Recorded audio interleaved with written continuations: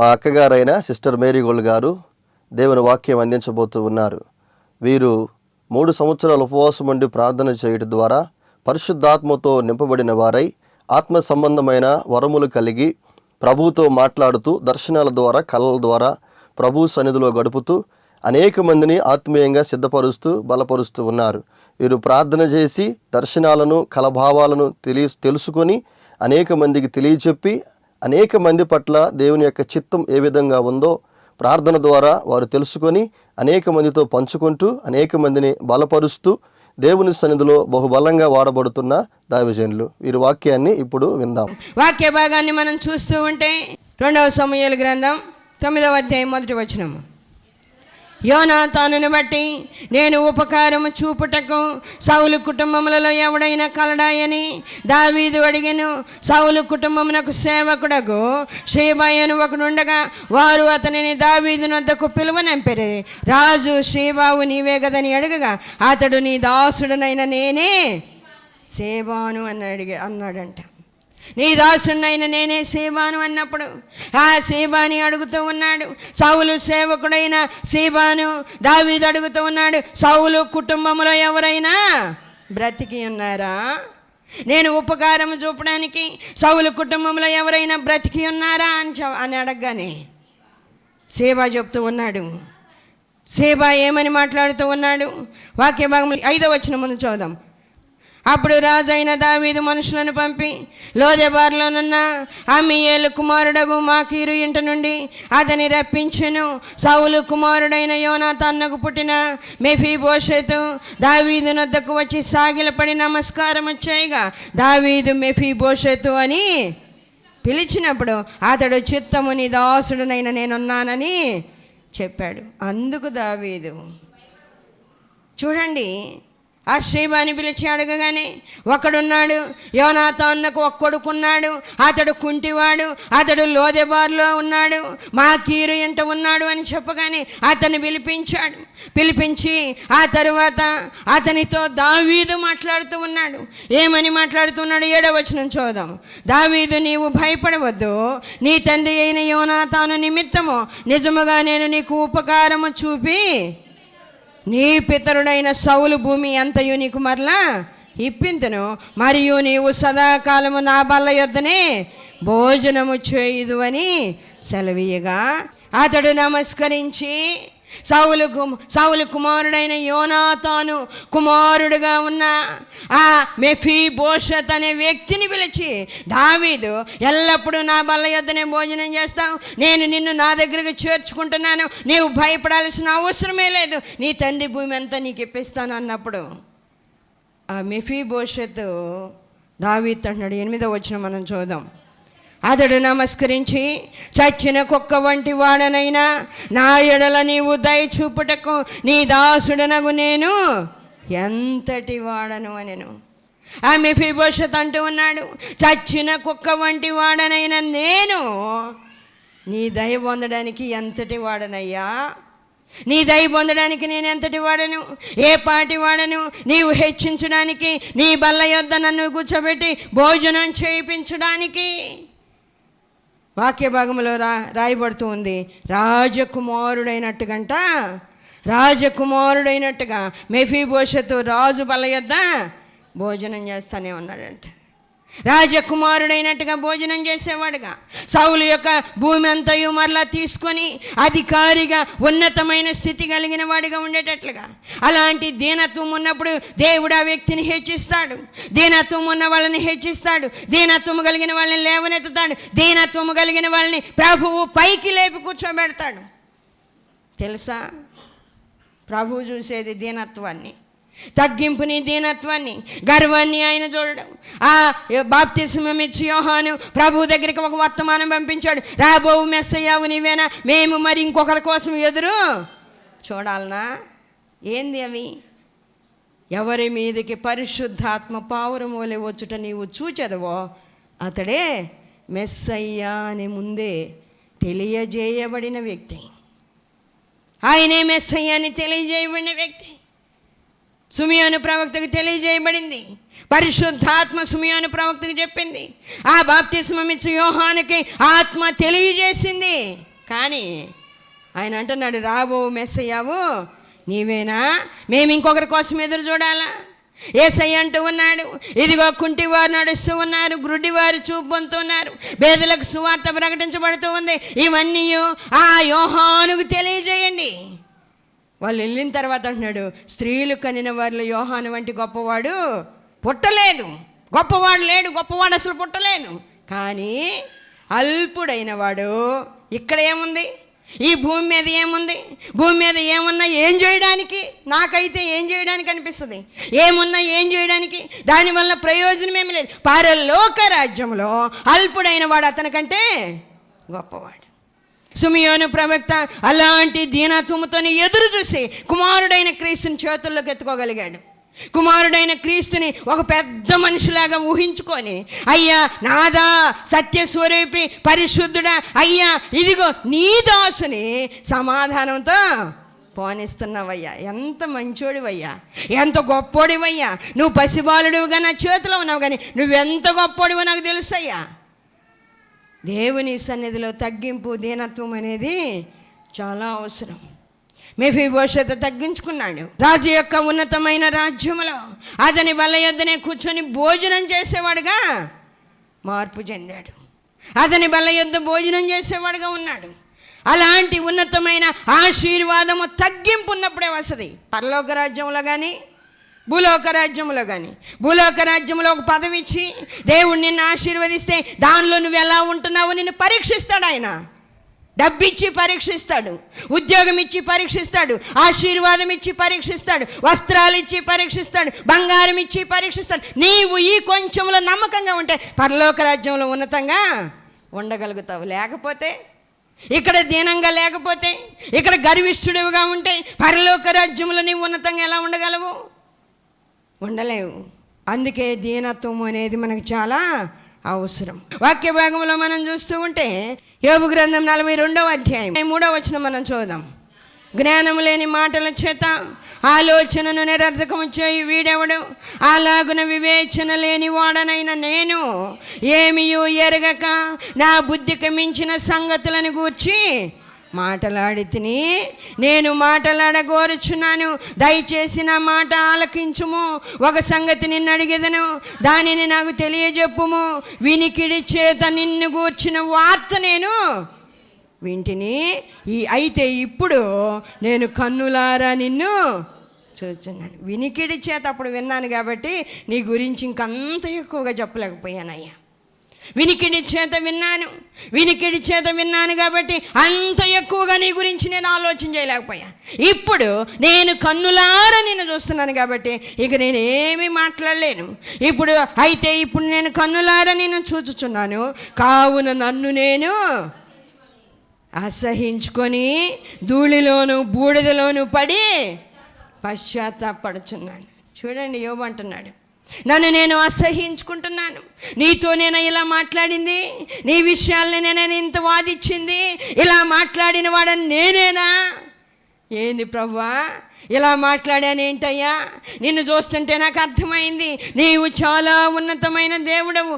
అప్పుడు నేను విని తెలుసుకున్నా, ఇప్పుడు కనులారా చూస్తున్నాను. అందుకే నా మీద నాకే అసహ్యం కలుగుతుంది. దేవుని సన్నిధిలో కొండలన్నీ వచ్చి దేవునితో మాట్లాడతాయి, పర్వతాలన్నీ మాట్లాడతాయి, నదులన్నీ మాట్లాడతాయి, సముద్రం అంతా వచ్చి మాట్లాడుతుంది. దేవునితో ప్రతిదీ కూడా మాట్లాడే అనుభవము అక్కడ వాళ్ళకు ఉంది. ఆ పట్టణాలకు ఉంది, పల్లెలకు ఉంది, పర్వతాలకు ఉంది, సృష్టి మొత్తానికి దేవునితో మాట్లాడే అనుభవం ఉంది. నీకు లేకపోవచ్చు, నీకు అలాంటి అనుభవం లేకపోవచ్చు. నీకు లేనంత మాత్రాన అవన్నీ కూడా లేవన్నట్లుగా నువ్వు ఆలోచించకూడదు. అన్నిటికీ దేవునితో మాట్లాడే అనుభవం ఉంది.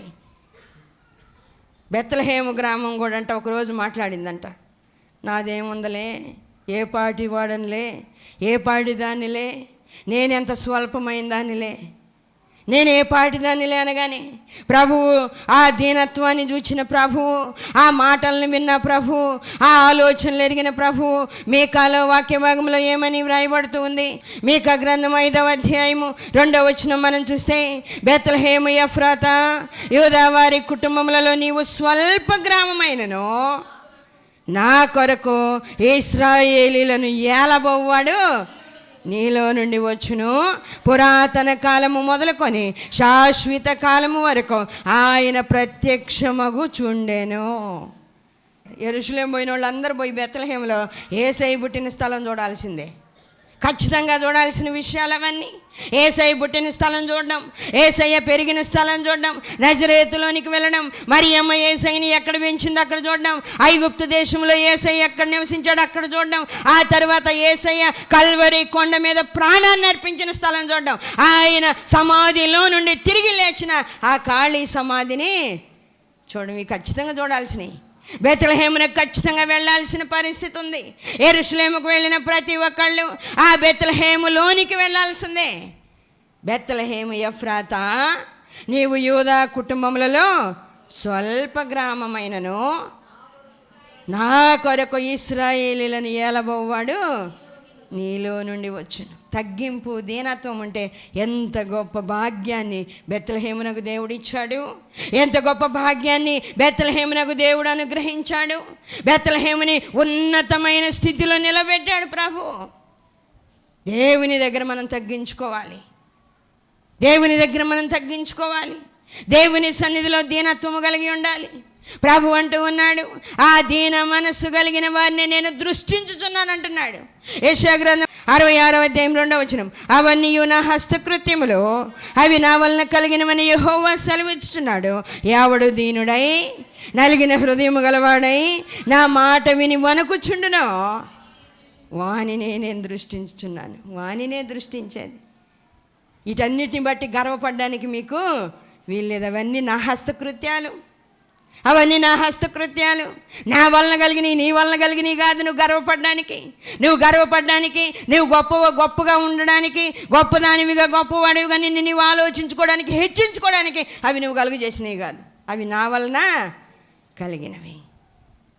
ఎవడు తగ్గించుకుంటాడో వాణ్ణి దేవుడు దృష్టించి లేవనెత్తుతాడు.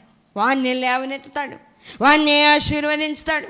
వాణ్ణే ఉన్నతమైన ప్లేస్లో నిలబెడతాడు. వాణ్ణే రాజుగా అభిషేకిస్తాడు. వాణ్ణే అధికారిగా అభిషేకిస్తాడు. వాణ్ణే పరలోక రాజ్యములో గొప్పవానిగా చేసి నియమించి అక్కడ నిలబెట్టుకుంటాడు.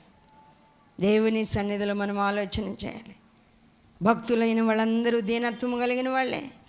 భక్తులైన వాళ్ళు చాలా దేవునికి లోబడిన వాళ్ళే, దేవునికి లోబడి జీవించిన వాళ్ళే, దేవుని మాట ప్రకారం జీవించిన వాళ్ళే. యోబు అంటూ ఉన్నాడు, నన్ను నేనే అసహించుకుంటున్నానయ్యా, నన్ను నేను అసహించుకొని ధూళిలోను బూడిదలోను పడి పశ్చాత్తాపడుతున్నా. వాక్య భాగాల్లో మనం ఎన్నో విషయాలు చూస్తూ ఉన్నాం. ఆదికాండం 18వ అధ్యాయంలో 25వ వచనం ముందు చూద్దాం. ఆ చోటికి వచ్చి దుష్టులతో కూడా నీతిమంతులను చంపుట నీకు దూరమవునుగాక, నీతిమంతుని దుష్టునితో సమముగా ఎంచుట నీకు దూరమవునుగాక, సర్వలోకమునకు తీర్పు తీర్చువాడు న్యాయము చేయడాన్ని చెప్పినప్పుడు, యెహోవా సొదొమ పట్టణములో 70 మంది నీతిమంతులు నాకు కనబడిన ఎడల వారిని బట్టి ఆ స్థలమును కాయుదును అన్నాడు. అబ్రహాం ముందు అడగల, దేవుడే అడుగుతూ ఉన్నాడు. ఇదిగో ఆ పట్టణంలో నిజమే, నువ్వు చెప్పిందంత నిజమే, నేను అలాంటి అన్యాయం చేయను, అలాంటి వాడను కాదు, నేను మంచిగా న్యాయముగా తీర్పు తీర్చేవాడిని. ఆ పట్టణంలో సొదొమ పట్టణంలో 50 మంది నీతిమంతులను నువ్వు చూపించగలిగితే ఆ 50 మంది నీతిమంతులను బట్టి నేను ఆ పట్టణాన్ని కాపాడతాను అన్నాడు దేవుడు అబ్రహాముతో. అనగానే అబ్రహాం అంటున్నాడు 27వ వచనం, అందుకు అబ్రహాము, ఇదిగో ధూళియు బూడిదయునైన నేను ప్రభువుతో మాటలాడా తెగించుచున్నాను. అబ్రహాము ఎలాంటి వాడు? అబ్రహాము ఇంటికి దేవుడు వచ్చాడు, భోజనం తయారు చేసి పెట్టాడు. అలాంటి కార్యక్రమాలు జరిగినప్పుడు ఎంత స్వతంత్రత ఏర్పడుతుంది తెలుసా? వేసుకోయ్యా, ఇంకొంచెం కూర వేసుకోయ్యా, ఇంక 2 రొట్టెలు వేసుకో ప్రభువా, ఇంకొంచెం వెన్న తెస్తాను, ఇంకొంచెం పాలు తెస్తాను, నువ్వు తాగయ్యా అని ఇలాంటి స్వతంత్రం కలిగిన మాటలు మాట్లాడినాడు.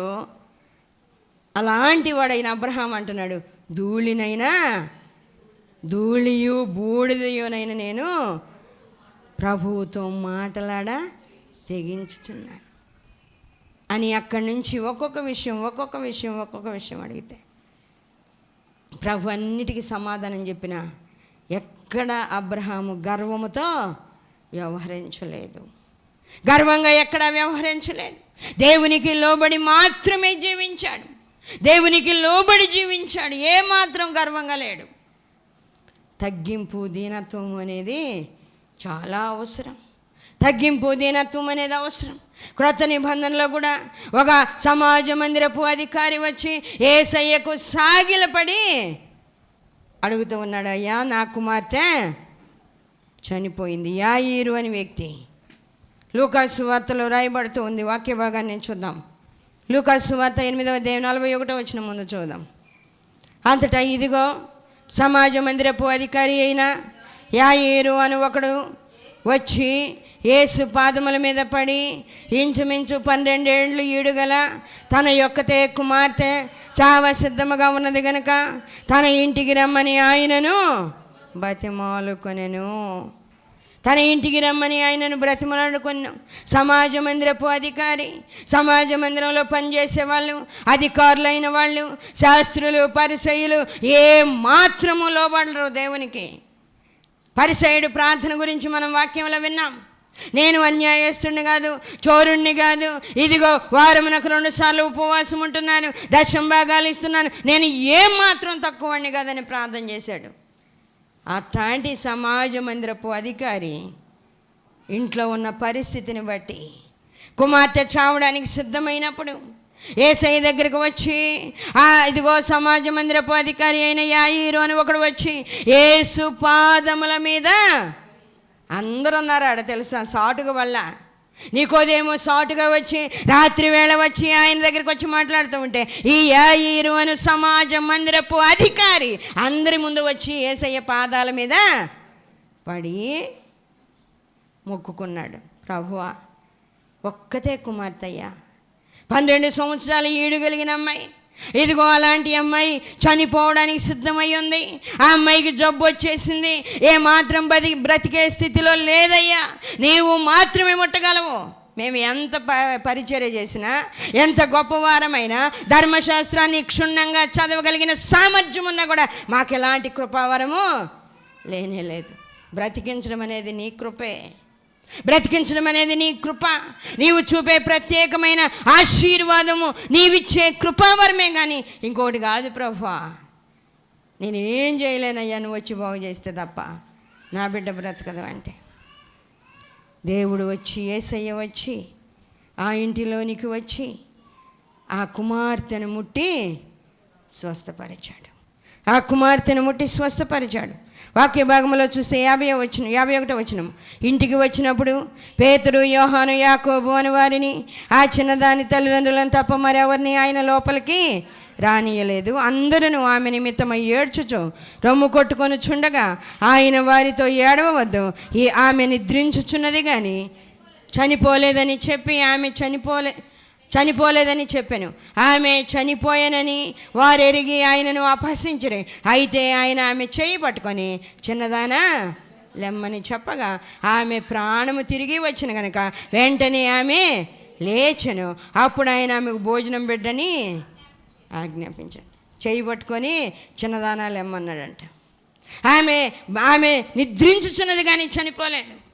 ఆమె చేయి పట్టుకొని చిన్నదానాలే అనగానే ఆమె లేచి కూర్చుంది. లేచి కూర్చోగానే అమ్మకు భోజనం పెట్టండి అని చెప్పాడు.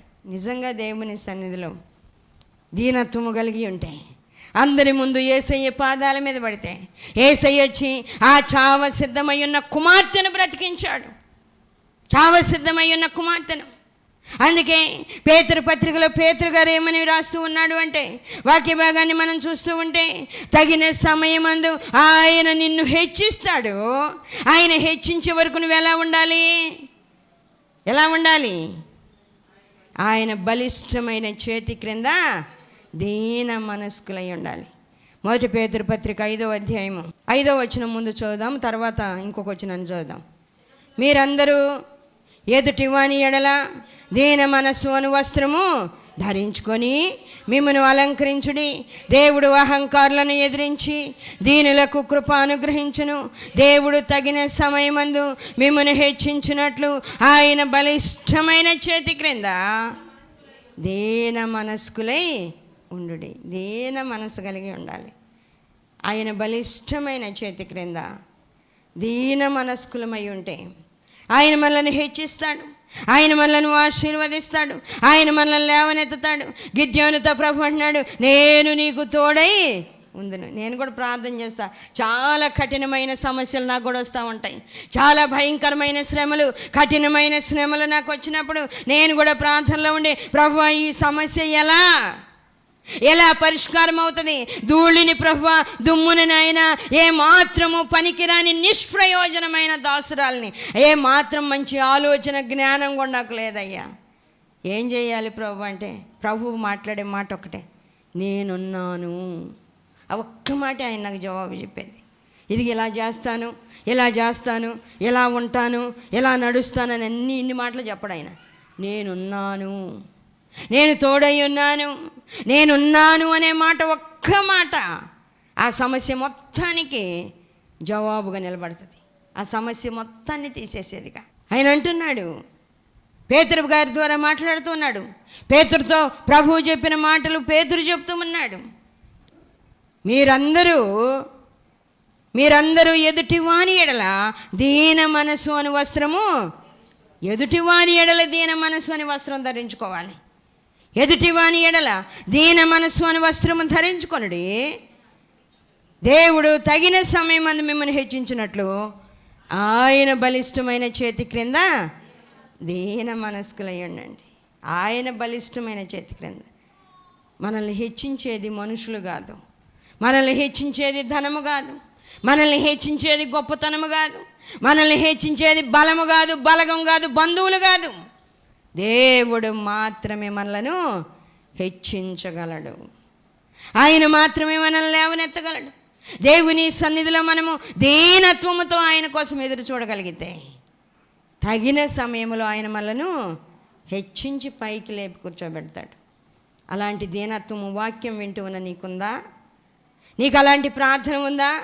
అలాంటి ఆలోచన ఉందా? లేక గర్వముతో కూడిన హృదయమే నీకుందా? గర్విష్ఠుడవైతే, గర్విష్ఠురాలవైతే ఎప్పుడు నీవు దేవుని కృపను పొందలేవు. ప్రభు అంటున్నాడు, దీనత్వము కలిగి, దీనుడై, నలిగిన హృదయము గలవాడై నా మాట విని వనకాలి, నా మాట విని వనకాలి. సామెతల్లో ఆయన అంటాడు, నిత్యము భయము కలిగి ప్రవర్తించువాడు ధన్యుడు, హృదయమును కఠినపరుచుకునేవాడు కీడులో పడతాడంట. భయం కలిగి ఉండడం అంటే దీనత్వం ఉండడమే, వనకడమే. ధూళియు బూడిదయునైన నేను మాట్లాడుతున్నాను. యోబంటూ ఉన్నాడు, ధూళియు బూడిదనైన నేను మాట్లాడుతున్నాను. నేనేనా ప్రభు ఇన్ని ప్రశ్నలు అడిగింది నిన్ను? ఇన్ని మాటలను ఎదురుగా మాట్లాడింది నేనేనా? నాకే అసహ్యం కలుగుతుంది, నేనంటే నాకే అసహ్యం కలుగుతుంది. నేనేనా ఇలా ప్రవర్తించింది? వాక్యం వింటూ ఉన్న నీకు అనిపిస్తుందా? నీ ప్రవర్తన బట్టి నీకు అట్లా అనిపిస్తుందా? నీ ప్రార్థనా జీవితాన్ని బట్టి నీకు అట్లా అనిపిస్తుందా? నీ గర్వాన్ని బట్టి నీకు అలా అనిపిస్తుందా? అలా అనిపిస్తే ఈరోజే నీకు తగిన సమయము. ప్రభు అంటున్నాడు, దీనత్వము కలిగిన ఎదుట జీవించు. ఇదే తగిన సమయం. రేపు చూద్దాంలే, ఇంకొద్ది రోజుల తర్వాత చూద్దాంలే, ఈ సంవత్సరం ఎట్టా జరిగిపోతుంది కదా, వచ్చే సంవత్సరం చూద్దాంలే. ఇలాంటి ఆలోచనలుంటే ప్రభు చేతి కింద నువ్వు దీన మనసు కలిగి ఆశీర్వాదాన్ని స్వతంత్రించుకోలేవు. కాబట్టి వాక్యం వింటూ ఉన్న నీవు ఆయన బలిష్టమైన చేతి క్రింద దీన మనసు కలిగి ప్రవర్తించడానికి తీర్మానం చేసుకో, ప్రార్థన చేయి. ఆయన స్వరం విన్నప్పుడు గడగడ వణికే అట్టి స్థితిని ఇమ్మని ప్రభువుని అడుగుదాం. ఏది కావాలన్నా ప్రభువుని అడగాల్సిందే. గర్వం పోయి దీనత్వం కావాలన్నా ఆయన అడగాల్సిందే. ప్రభువా, నాకు దీనత్వం దయచేయి, ఈ గర్వపు హృదయం తీసేయి ప్రభువా, నన్ను క్షమించయ్య. తగ్గింపుతో కూడా ప్రార్థన చేయాలన్నా ఆయన ఇవ్వాలి. ఆయన అడుగుదాం, ఆయనే సమస్తమును ఇవ్వగలడు. ఆయన అంటున్నాడు, నేనున్నాను, నేను నీకు తోడై ఉన్నాను, నేను నిన్ను విడువను. దేవుని సన్నిధిలో మనల్ని మనము తగ్గించుకోగలిగితే మంచి స్వభావాన్ని దేవుడిస్తాడు.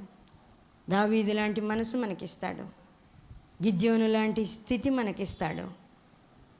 అన్ని విషయాల్లో యోదయ దేశపు బెత్లెహేముకి ఇచ్చిన ఉన్నతమైన స్థితి మనకి దేవుడు అనుగ్రహిస్తాడు. అలాంటి ఉన్నతమైన ఆశీర్వాదం నీ ఎదురుగా ఉంది. కావాలా? అలాంటి ఆశీర్వాదం కావాలంటే ఇప్పుడే నిన్ను నువ్వు తగ్గించుకో, ప్రార్థన చేసుకుందాం. చేయండి, అందరూ ప్రార్థన చేయండి. దేవా నీకు స్తోత్రాలు, సర్వశక్తిమంతుడా నీకు వందనాలు. నీ ఎదుట నేను దీనత్వము కలిగి ఉండాలి. ఎవడు దీనుడై నలిగిన హృదయం గలవాడై నా మాట విని వణుకుచుండిన వాణ్ణి నేను దృష్టించుచున్నానని చెప్పిన దేవుడు. అబ్రహాము బూడిదయు ధూళియునైనా నేను మాట్లాడి తెగించుచున్నానంటున్నాడు. అవును ప్రభా, అలాంటి దీనత్వం కావాలి. నాకు అట్టి దీనత్వం దయచేయమని ప్రార్థన చేయండి. కృప కలిగిన దేవా, సర్వాధికారి అయిన తండ్రి, మహోన్నతుడా, పరిశుద్ధుడా, మీ పరిశుద్ధ పాదాలకు స్తోత్రాలు. సర్వశక్తిమంతుడా మీకే వందనాలు. సకల ఆశీర్వచన స్తోత్రములకు మించిన ఘనమైన దేవా, మీ పరిశుద్ధ పాదాలకు స్తోత్రాలు. నైనా మనుషులను మీరు కనిపెడుతూ ఉన్నారు, దీనులను కనిపెడుతూ ఉన్నారు. ఎవడు దీనుడై ఉన్నాడో మీరు చూస్తున్నారు ప్రభా. హెచ్చించడానికి ప్రభా, బలపరచడానికి చూస్తున్నారు. అట్టి బిడ్డల దగ్గరికి వచ్చి మీరు మాట్లాడిన మాటలు మేము విన్నాం నాయన. గిద్యోను దగ్గరికి వచ్చి మీరు మాట్లాడారు, గిద్యోను వైపు తిరిగి మాట్లాడారు ప్రభా. అబ్రహాముతో మీరు మాట్లాడారు, దావీదుతో మీరు మాట్లాడారు ప్రభా. దీనులైన వారితో మీరు మాట్లాడుతూ ఉన్నారు, సుంకరితో మీరు మాట్లాడారు తండ్రి. మీకు స్తోత్రాలు. ఇదిగో ఆశ కలిగిన మీ బిడ్డలందరితో మీరు మాట్లాడండి. గ్రహించుకునే కృపాశక్తిని దయచేయండి. ప్రార్థనలో పట్టుదల దయచేయండి. గర్వము, వ్యసనపు స్వభావము ఎవరిలో లేకుండా కాపాడండి నాయన. హృదయాలను కడిగే దేవుడవు, శుద్ధి చేసే తండ్రివి నీవే ప్రభువా. బిడ్డలను ఆశీర్వదించండి, కడగండి, శుద్ధి చేయండి. గర్విష్ఠులుగా ఉండకుండా, ఎవ్వరు గర్వంతో ఉండకుండా దీనత్వం దయచేయండి, తగ్గింపు దయచేయండి. తగ్గింపు ఎలా వస్తుందో, ఏవి మీరిస్తే ఆ తగ్గింపు దీనత్వం వస్తుందో అట్టి కృపను అనుగ్రహించండి ప్రభా. శ్రమ ద్వారానే దీనత్వం వస్తుందంటే శ్రమలే అనుగ్రహించండి నాయన. ఇదిగో నా తండ్రి, వాక్య ధ్యానం ద్వారా, ప్రార్థన ద్వారా దీనత్వం వస్తుందంటే అట్టి దయచేయండి. బిడ్డలకు ఎలా నాయన దీనత్వం రావాలంటే కృప మీరు దయచేయండి ప్రభా. నాయన ప్రతి బిడ్డను బలపరచండి. వాక్యం వింటూ ఉన్న బిడ్డలందరికీ మీ కృప దయచేయండి. మీరు తోడై నడిపిస్తున్న తండ్రి వయ్యా మీకు స్తోత్రాలు. వాక్య ధ్యానంలో నైనా నా తండ్రి మీరుండి మాట్లాడినందుకు స్తోత్రాలు. మీ బిడ్డలందరి హృదయాలు కదిలించండి నాయన. నా తండ్రి ప్రార్థనాత్మతో నింపండి, పట్టుదల దయచేయండి. వివాహాలు కాక బాధపడే వాళ్ళకి వివాహాలు జరిగించండి. ఉద్యోగాలు లేని వారికి ఉద్యోగాలు ఇవ్వండి. ఆర్థిక ఇబ్బందులతో నైనా నా తండ్రి సతమతమై బాధపడుతూ ఉన్న బిడ్డలకు నైనా నెమ్మది దయచేయండి. అన్ని విషయాల్లో బిడ్డలను లేవనెత్తండి. అన్నిటికంటే ముఖ్యంగా దీన మనసు దయచేయండి. పరలోక రాజ్యంలో ఉన్నతమైన స్థితి కలిగిన బిడ్డలుగా మీ బిడ్డలందరూ కనబడడానికి మీ కృప దయచేయమని మీకు అప్పగించుకుంటూ యేసయ్య అతి పరిశుద్ధ నామములో అడుగుచున్నాము తండ్రి, ఆమేన్.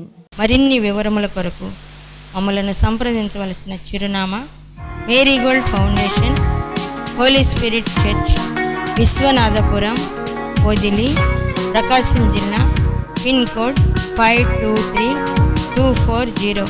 మా ఫోన్ నెంబర్స్ 8500084841. మరి ఒక ఫోన్ నెంబర్ 8500084841.